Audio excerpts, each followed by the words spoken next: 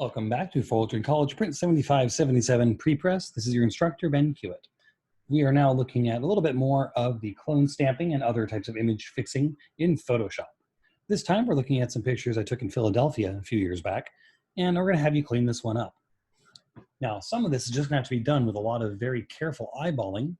You'll notice these slightly mottled clouds are going to pose a problem when it comes time to doing your clone stamping. First off, the good news, if you hold down your option, if you click once and go click somewhere else and hold shift and then click, it's going to draw a line with your brush between the two. The downside is it didn't do a great job on that line. Let's try that again with a less hard brush and see if we get better results. Try that to there.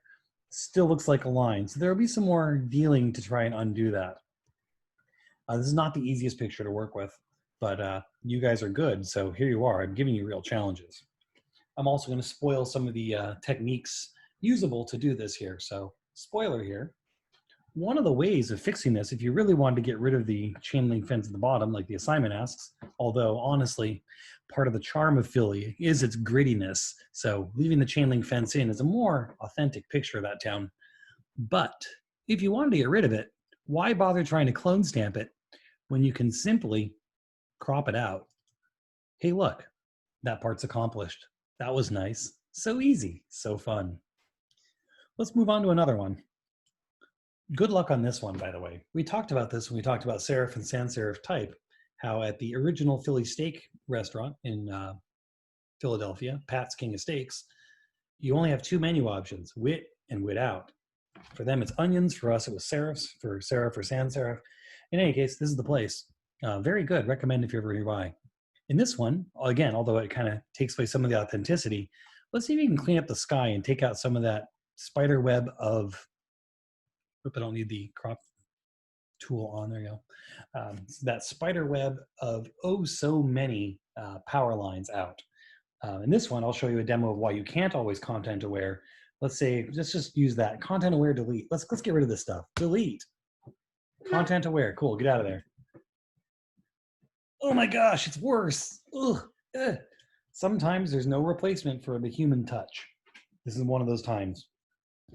I say this sincerely, and I really don't mean that much irony or sinisterness with it, but good luck. So that'll be for that one. It really is a job of a lot of careful clone stamping. You'll have to choose swatches of clouds from clever places and do a lot of clicking.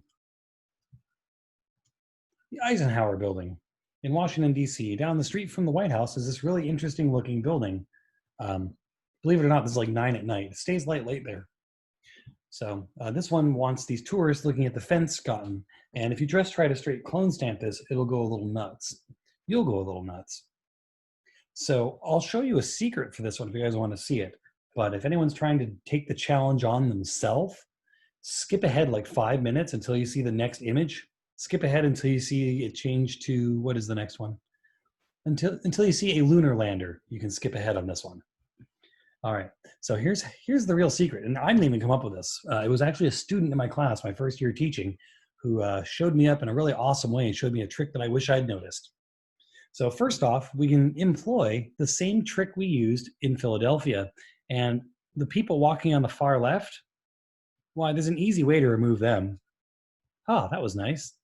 Maybe we should make it symmetrical. Come in the right side a little bit too. There we go. Ah, much better. Now, some of the tourists are gone, and the rest of them, you could clone stamp. But this is a very difficult thing to clone stamp because you have a lot of repetitive grid patterns.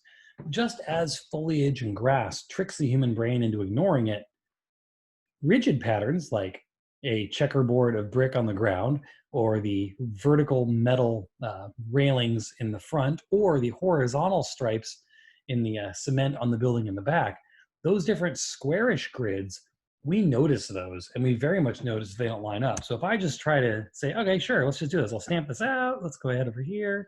Yada, yada, yada, yada, yada, yada, yada, yada. Oop, I forgot. I can't just keep doing that because that guy's there.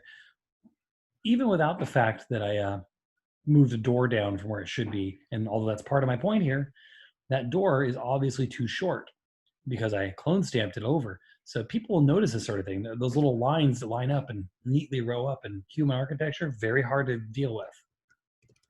However, as the great Tony showed me, there is actually a weakness or a strength in this weakness. So the first thing I'm going to do to make this really work is I'm going to draw a guideline down the middle of the building.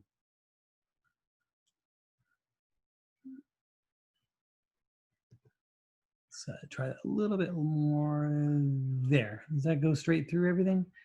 Almost. So we have to, oops, rotate image adjustments. Oh, sorry, it's edit, transform, rotate.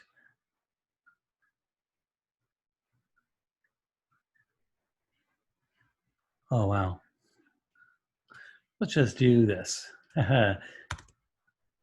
Select all, Command T to get the transform. You can rotate this, oops, just a little bit until it's straight. Just a little bit, there we go. By making it straighter, we can do a really awesome cheat here. So now we take this, and if you draw a selector box right through the center of the building, down that center line, we can do an option drag and drag this over to the other side of the building here. And then if we go edit, transform, reflect, where's reflect? Oh, it's flip horizontal, sorry, wrong program. Flip horizontal, oof. We now have, with a little bit of cleanup left to be done, a symmetrical building that looks correct, even though it's utterly impossible and wrong. If you really wanted to fix this out, you would have to adjust. I should have made it a second layer to really play with it properly, and I didn't. Sorry, guys. And then erase half the flags so you only have one flag, not a weird. I guess this is the bird of freedom descending on the Eisenhower building up there. But anyways, and you don't necessarily notice with these planted landscapey trees, they looked close enough to each other before I did the reflection. This is the original photo. Like that, you barely even notice a difference because the trees are just landscape trees, and those are not quite man-made, but they're getting there.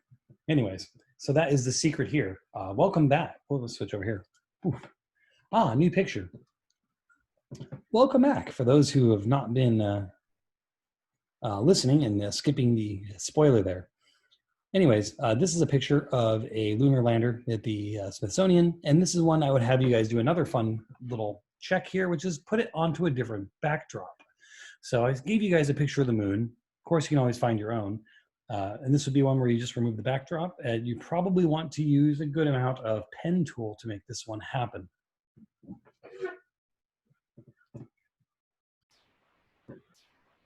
Okay, I did a little quick of a time warp there to jump ahead because you didn't need to watch me pen tool this, and I did a bit of a sloppy job, to be honest. So we're gonna do this. We're going to invert our selection. I guess I'm not in Photoshop. No. Inverse selection, layer 0, delete. There we go. And there's obviously some in-between things that want to be taken out as well, but now you can place this onto the backdrop. Of course the wrong one shows up. Just a moment, everyone. You can never choose which window pops up when you click on a window. Projects, Photoshop, moon.jpg. There we go. I hope this doesn't mean I'm faking the moon landing. I'm only recreating it digitally. Copy, we'll go over and paste. Whoops, wrong one. Spoiled my joke. Paste onto a moon picture. Scale them down till they fit. Maybe darken the colors a bit till it all actually belongs in here. But look, we place it on the moon. Or if you prefer, on the moon.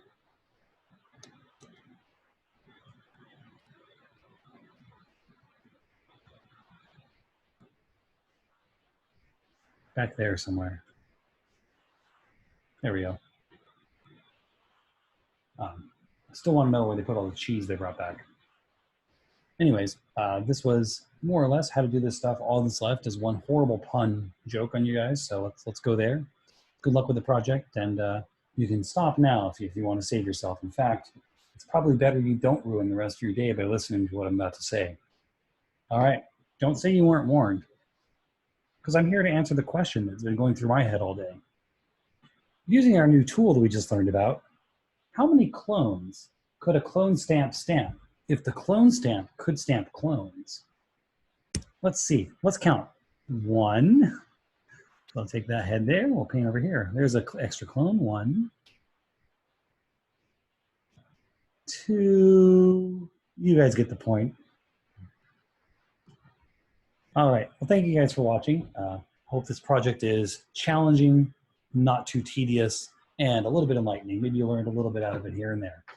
Thanks so much, and stay tuned for more bad puns and hopefully good content.